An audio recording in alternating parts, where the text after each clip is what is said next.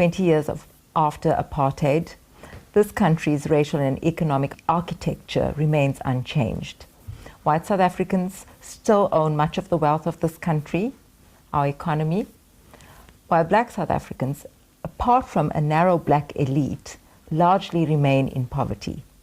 Our guest today, Professor Sampie Terblanche, has been reflecting and writing about South Africa's poverty and inequality for many, many years.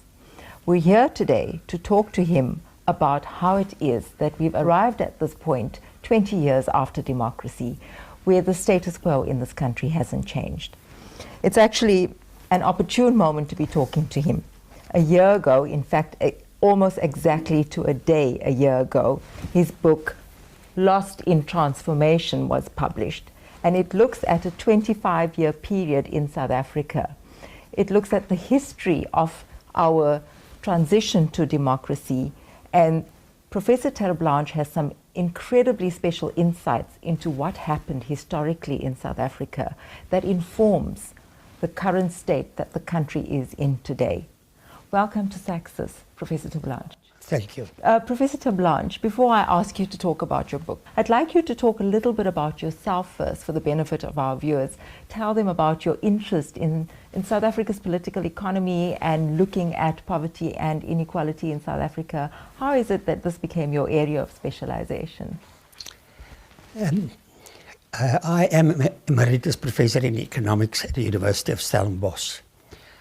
I lectured for almost 50 years at the university, and I specialized in economic history, history of economic thought, and on modern economic systems. I am not lecturing anymore.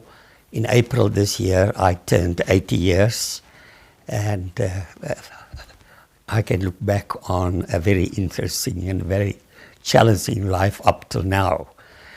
There is a special reason why I'm writing on the poverty problem. It so happened that I was appointed in 1973 as a member of the Erica Tron Commission. It was a commission that looked to the socio-economic position of the colored society in South Africa. And I was chairperson of the group on economics and labor, and I became interested in the whole phenomena of poverty. I read every American book that was published on the poverty problem, the so-called vicious circle of poverty. I called it the problem of the position of chronic community poverty. Sorry about it. So in due time, I became also interested in the poverty problem in the ranks of the African population group. I published a book in 2002 on the history of inequality in South Africa from 1652 till 2002, and the book has done quite well. This book, Lost in Transformation, is a rethink about the situation after 10 years. And I have reason to be even more pessimistic as what I have been when I wrote my history of inequality. Well, before I get into talking more generally about the book and the issues that you raised in this book, I want to focus on one specific issue. I mean, we're in South Africa at the moment, at a sad moment. Nelson Mandela is lying on his deathbed, and, you know, he unfortunately is not going to see his vision of South Africa, which is a fair and just society. And I want to quote something from your book, something which he said. You say that on 11 February 1990, the day of Nelson Mandela's release from prison, he made the following statement: "The white monopoly of political power must be ended, and we need a fundamental restructuring of our political and economic systems to address the inequalities of apartheid and create a genuine democratic South Africa." That, of course, didn't take place in the last 20 years. And I want you to focus on one particular thing when you answer this for me today. In the book, you contextualize the statement around the fact that he said this, but soon after that, he was having regular meetings with big capital, Harry Oppenheimer in particular, and you talk about an elite compromise that was reached. I do want you to talk a little bit, for the benefit of our audience, about the early 90s and the secret meetings and the deals that were struck back then between the ANC and capital in South Africa. Because I think that's really very instructive for understanding. It's very instructive for understanding where we are today, why things haven't changed. The whole transition process was orchestrated by the mineral energy complex. Okay. And with Harry Oppenheimer and to a lesser extent Anton Rupert, they organized everything. Early in the 1990s, there was regular lunches between Mr. Mandela and Harry Oppenheimer. When I became aware of it, I remember I was furious. For what must they have lunches? But these lunches developed into regular meetings at Little Brunthurst. It is the estate of Harry Oppenheimer. When too many people attend that secret meetings, the meetings were shifted to the development bank between Johannesburg and Pretoria. Normally at night, it was easy to park the cars at the back side of the building, and people on the N1 was not aware of that important meetings that was taking place there. And there, the ANC was convinced to forget about their ideas of socialism and large-scale government intervention, etc. You see, America was in the beginning of the 90s, in a mood of triumphalism. Their attitude was that the American model has won, and that everyone must adapt to the American model.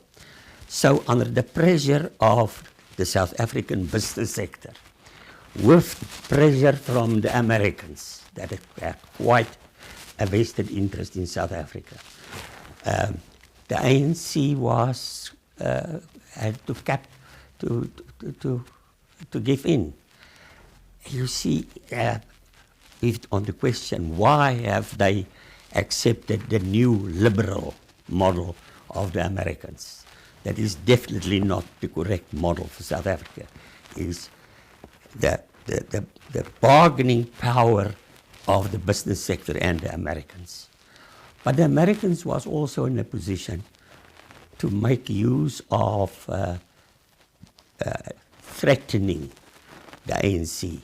That if you, in a rather diplomatic way, told the ANC, if you are not going to accept our proposals, we can destabilize South Africa. Now, and there is a third possibility that no one can prove, and I can only speculate it. The question is how many money went under the table. So there's the three reasons: convincing the ANC with arguments, threatening them, and buying them out. Two or all three was at play at that time, because from May 1992, the ANC published a document, Ready to Govern. In that document, it was clear. Previously, the ANC talked about growth through redistribution.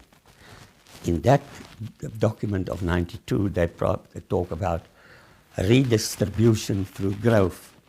And you know, the year policy was announced in 1996, the so-called trickle down. If there is growth in the capitalist sector, then there will be a trickle down to the poor. It is not necessary to have comprehensive redistributive measures, the typical American approach, that with growth there will be trickle down. In November 1993, South Africa was governed by the Transitional Executive Committee, the TEC. There was 8 National Party ministers and 8 senior members of the ANC. And they had a meeting to ask the International Monetary Fund for a loan of $850 million that we need for the transition. And the IMF, it was, of course, everything was arranged, was prepared to give the loan, but they had a document, a statement on economic policy, and said, yes, we will give you the money if all 16 sign the document. And if one read that document, statement on economic policy carefully, it is gear in embryo form. It is the new liberal policy. And so the ANC had no choice. It was, after in 1986 already, when Gorbachev and Reagan reached an agreement to seek negotiated settlements for all the flashpoints in the world. After that, Reagan informed the ANC that he can't any longer, the Soviet Union can't any longer support the ANC military and financially. Now the ANC don't want us to mention that. As they said, Gorbachev only told them to look for a diplomatic solution instead of a military solution. But the truth is that Gorbachev realized at that stage that the Soviet Union, after the 20 years of Brezhnev, was in a near bankrupt situation. And it is rather remarkable that the American government put quite a lot of pressure on the National Party from Washington, and that Gorbachev from Moscow was putting pressure on the ANC to seek a solution. But it was a solution in the end that the Americans want. Professor Terblanche, you've been talking about, the pressure that the ANC came under in the early 90s, which forced it, rather than persuaded it to take on a more neoliberal agenda. However, in the last 10 years or so, particularly, the global geopolitics have shifted substantially. South Africa has now also joined the emerging nations, the BRICS group. And it's a group that's meant to be providing a counterbalance in global politics. Why has this new development not in any way influenced the way the South African economy has developed, particularly